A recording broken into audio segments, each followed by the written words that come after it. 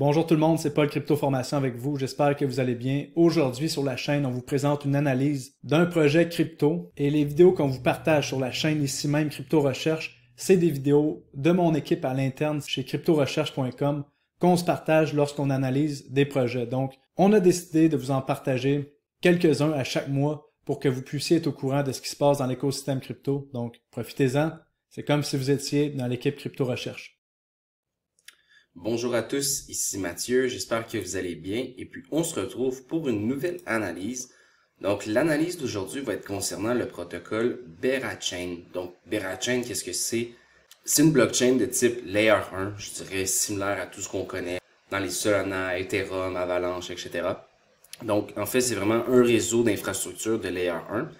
Et puis leur but, je vous dirais, puis ce qui fait beaucoup la grosse différence entre ce protocole-là et les autres protocoles, c'est leur concept du Proof of Liquidity. Donc, le Proof of Liquidity, c'est quoi? C'est que, habituellement, par exemple, les blockchains vont tous avoir des consensus de validation de leur réseau. Par exemple, Bitcoin est avec Proof of Work.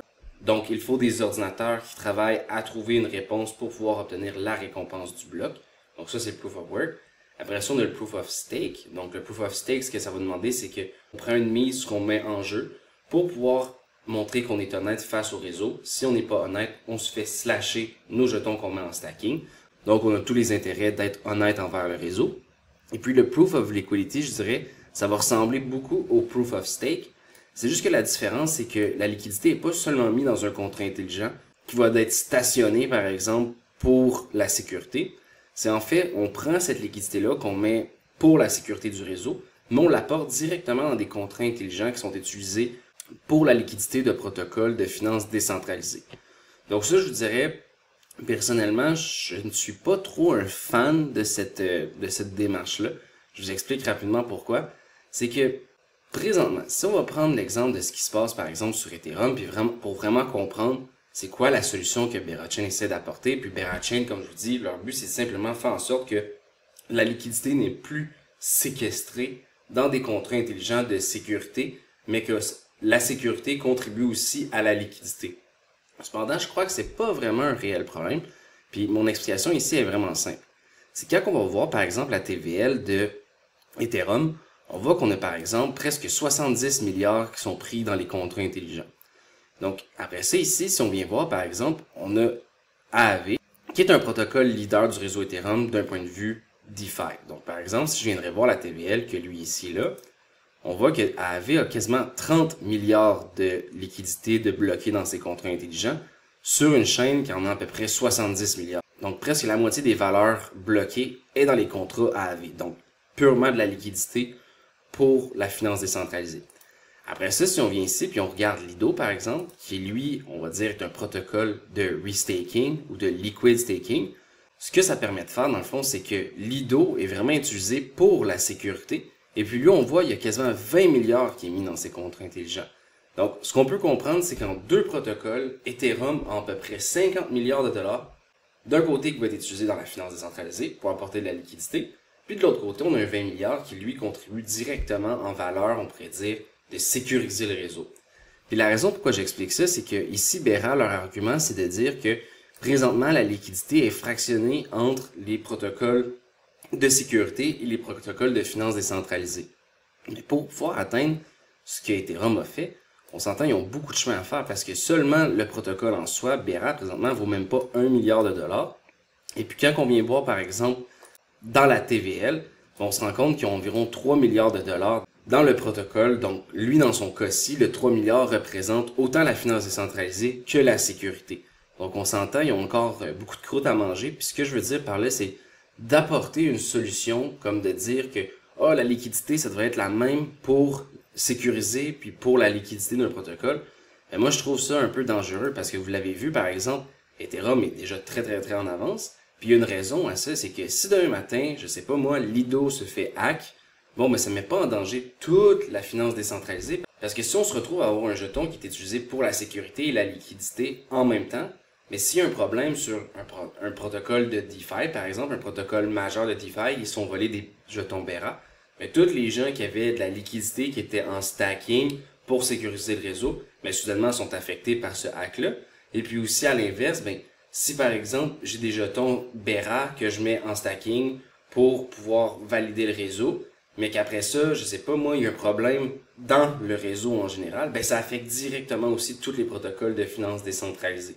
Donc, quand je dis un problème, ça peut être aussi simple que, par exemple, lorsqu'on voyait sur Solana que parfois la chaîne, elle arrête pour certaines manutentions ou quoi que ce soit, ça va faire directement un impact sur la liquidité du protocole. Donc ça, pour moi, je trouve que les séparer, c'est pas nécessairement mauvais, puis je peux comprendre la logique de se dire, on va utiliser la liquidité qui est dans la sécurité pour la liquidité décentralisée, puisqu'on s'entend, on veut comme récupérer la liquidité et ne pas la perdre. Mais à la fin de la journée, j'argumenterais à dire que si c'est un réel besoin, mais des initiatives vont se mettre en place. Puis en fait, dans le cas de Lido, c'est exactement ça. C'est que les gens réalisaient que on met des jetons en stacking, mais ces jetons-là qu'on met en stacking ont aussi une valeur sur le marché de la finance décentralisée. Donc, pourquoi pas avoir un jeton qui nous permet de mettre en stacking, puis après ça, aller l'utiliser, la valeur, dans des protocoles de finance décentralisée. Et puis, c'est exactement ça que Lido ont fait, avec justement le liquid staking. Donc, à la fin de la journée, si c'est vraiment un problème, ben on voit qu'il y a des initiatives qui se mettent en place. Puis ici, en fait, j'argumenterais à dire que ça enlève une grosse pression sur le protocole en soi, parce que si demain, il y a un problème avec Lido, ben c'est vraiment l'écosystème Lido qui a un problème. C'est pas Ethereum en général. Oui, Ethereum va être impacté, mais contrairement à BeraChain, ben là, c'est l'écosystème au complet. S'il y a un problème avec un échangeur décentralisé ou un AMM qui est présent sur BeraChain et puis qu'il y a un problème avec ça, mais la sécurité du réseau est directement impactée. Donc ça, pour moi, c'est vraiment important de comprendre que ici, ils présentent ça beaucoup comme une innovation, mais pour moi, je dirais, c'est quasiment plus stressant parce que je me dis, il y a une raison pourquoi les choses sont séparées, puis de tout mélanger ensemble, ben, ça fait en sorte que lorsqu'on a un problème, ça peut faire du sens sur papier initialement, mais s'il y a un problème, tout le monde a un problème. Donc ça, pour moi, c'est vraiment pas bon. Après ça, je vous dirais des points importants à vraiment comprendre de BeraChain, c'est que l'équipe derrière BeraChain est anonyme. Elle est reconnue parce que, par exemple, les gars ont des profils X qui ont une quinzaine, une vingtaine de milliers de followers. Mais par exemple, moi, de voir que c'est des teams qui sont anonymes, qui sont pas connus, j'aime un peu moins ça en général. Ce qu'il faut comprendre, c'est que c'est un projet qui avait été lancé par un projet NFT qui s'appelait les Bong Bears. Puis ça, en fait, c'est un projet NFT du dernier cycle. Ils ont levé de l'argent, ils ont décidé de créer une L1 pour l'utilité dans le Web3. Donc, c'est un peu un projet communautaire, mais je dirais communautaire, c'est beaucoup été devancé par les fondateurs de Bong Bears. Donc, en soi, c'est un projet qui est comme un peu une initiative d'un projet NFT. Donc ça, je trouvais ça quand même intéressant de le savoir ça. Et puis, ce qu'il faut comprendre, c'est que dans l'écosystème, ils ont 3 jetons qui étaient utilisés. Le BERA, donc le jeton BERA qu'on peut voir ici sur CoinGecko. Ça, c'est vraiment le jeton pour payer les frais de transaction qui va être utilisé pour naviguer dans l'écosystème BeraChain. Après ça, en fait, on a le stablecoin ONI, que ça, c'est un stablecoin qui est adossé à différents collatéraux, dont du USDC. Puis ça, encore une fois, c'est un stablecoin qui peut être utilisé dans leur écosystème pour du yield ou pour différentes actions. Donc ça, en soi, je vous dirais, le jeton qu'on peut spéculer, c'est vraiment seulement le jeton BERA, parce que c'est le seul qui est vraiment échangeable, transférable et qu'une variance de valeur, parce que ONI, comme je vous disais, c'est un stablecoin. Et puis le BGT, c'est en fait, c'est un jeton de gouvernance qui est reçu par les validateurs, par les gens qui vont mettre en stacking des jetons pour la sécurité et la liquidité. Et puis les récompenses sont distribuées en BGT, qui après ça peuvent être utilisées pour voter, par exemple, sur quel pool devrait avoir plus de récompenses. Donc, les gens qui contribuent à l'écosystème vont recevoir seulement des BGT, ne reçoivent jamais des BERA. Donc en soi, il n'y a pas trop de pression vendeuse sur le jeton BERA, outre le fait des investisseurs, les vestings et aussi la mise en circulation des jetons qu'il va avoir. Mais tout ça est influencé par justement les détenteurs de BGT. Donc plus qu'un acteur contribue à l'écosystème, soit par la validation, soit par l'apport en liquidité, mais plus il y a une importance dans la gouvernance. Ça, je vous dirais, c'est ce qui fait du sens en général. Donc en soi, il utilise 3 jetons, mais ce qu'il faut comprendre, c'est qu'on peut juste spéculer sur le jeton BERA. Et puis aussi, je voulais juste vous montrer rapidement, dans le fond, ce qu'il faut comprendre, c'est que ici, la distribution des jetons est très orientée vers les insiders, les équipes ou les communautés, par exemple, qui ont aidé à développer. Donc, vous voyez ici, 34% de la réserve est distribuée vers les investisseurs, 20% dans l'écosystème, 16% pour les contributeurs core. Donc, vous voyez assez rapidement, on passe le 50% en étant juste à des investisseurs ou à des gens qui sont des insiders. Donc, ça, pour moi, c'est vraiment pas bon.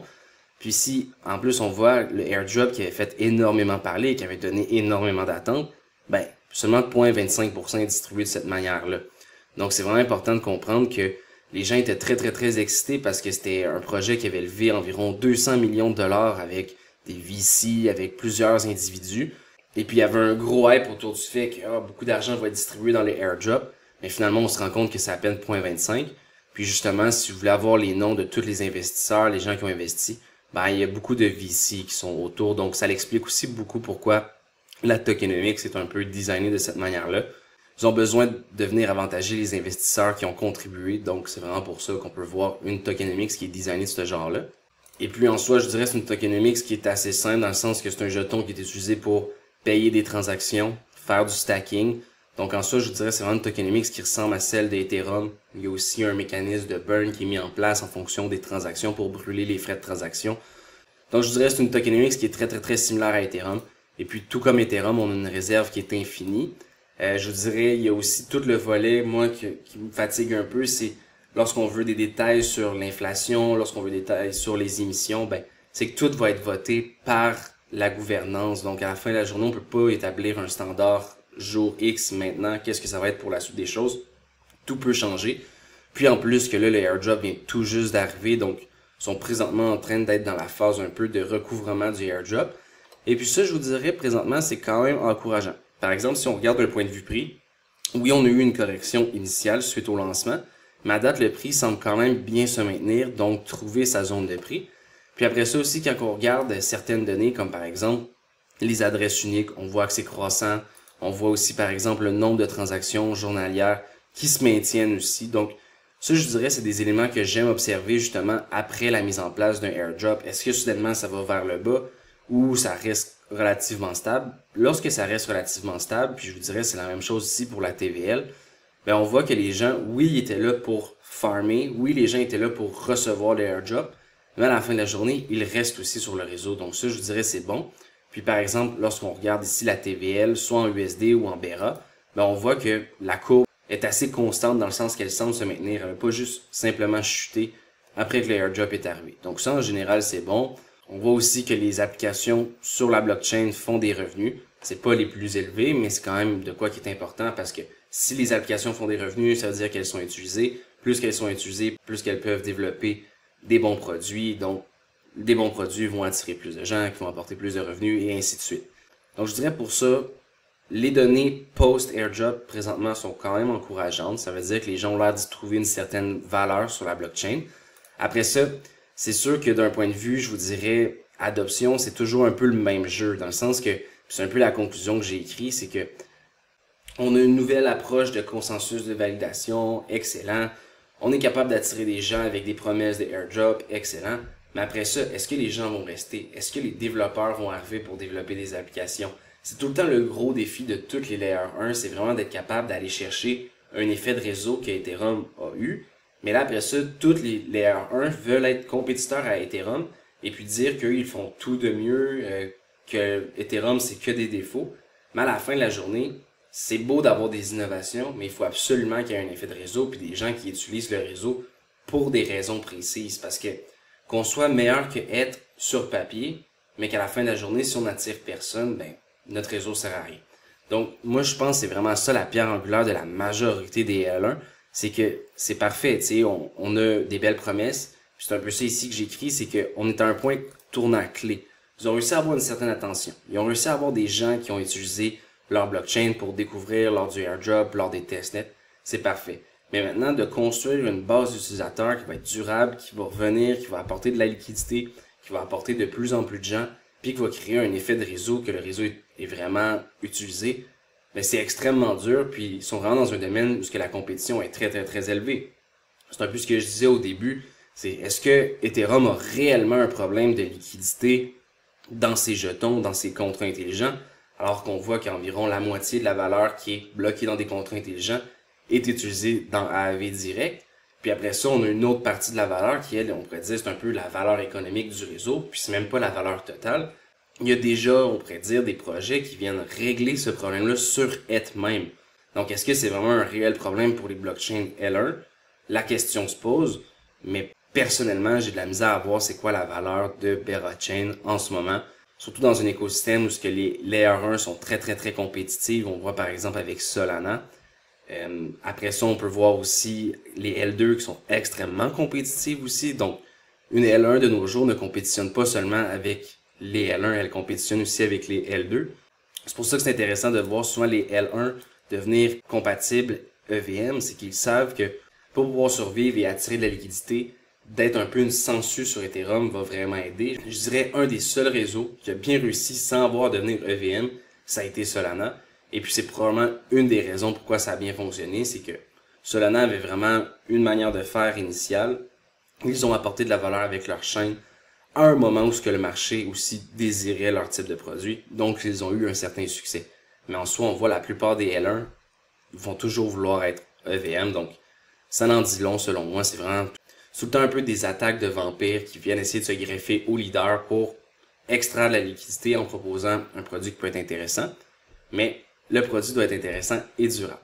Donc, je vous dirais, c'est ce qui fait mon analyse de Berachain. Pour moi, Berachain, c'est intéressant comme concept. C'est une expérimentation que je suis curieux de voir comment l'évolution de la preuve de liquidité va fonctionner.